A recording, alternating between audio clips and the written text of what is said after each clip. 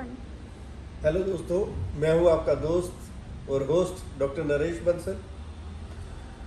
दोस्तों, एक गांव में एक व्यक्ति रहता था। वो बड़ा दुखी रहता था।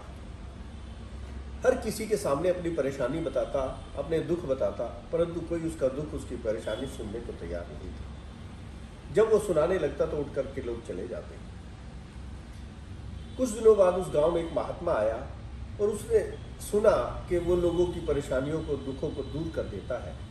वह व्यक्ति भी उस महात्मा के पास जाता है और कहता है कि महात्मा जी, मैंने सुना है कि आप लोगों के दुख दूर करते हो, परेशानियां दूर करते हो। मैं बड़ा दुखी हूँ, परंतु कोई मेरी परेशानी नहीं देखता, कोई मेरा दुख नहीं सुनता।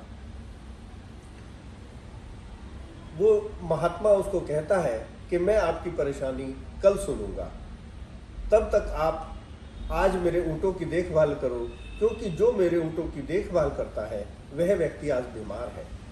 परंतु एक बात का ध्यान रखना कि ये कोई भी ऊँट जब तक जागता रहे या जब तक खड़ा रहे तब तक आप सोना नहीं। वो व्यक्ति रात भर ऊँटों को देखता रहता है।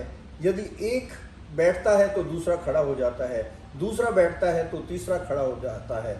इस तरह से ये क्रम बार बार चलता रहता है और वह पूरी रात जागता रहता है। सुबह उठकर महात्मा जी ने उस व्यक्ति को बुलाया और पूछा कि रात कैसी रही।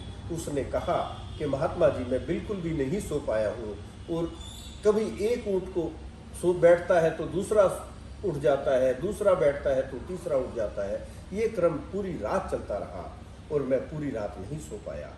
महात्मा जी ने उत्तर दिया कि यही तुम्हारे प्रश्न का उत्तर है। इसी प्रकार से जीवन में भी एक परेशानी आती है तो दूसरी बैठ जाती है, दूसरी आती है तो तीसरी बैठ जाती है। कोई ना कोई परेशानी हमेशा चलती रहती है। यही जीवन का दस्तूर है। यदि आप इसे स्वीकार कर लें तो ये परेशानी अपने आप खत्म हो जाती है और आप सहज हो जाते हैं।